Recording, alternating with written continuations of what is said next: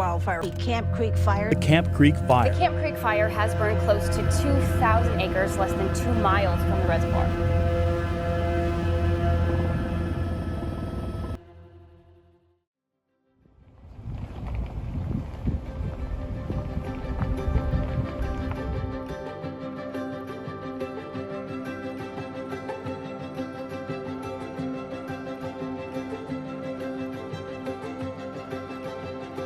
Filtration is an investment in our future.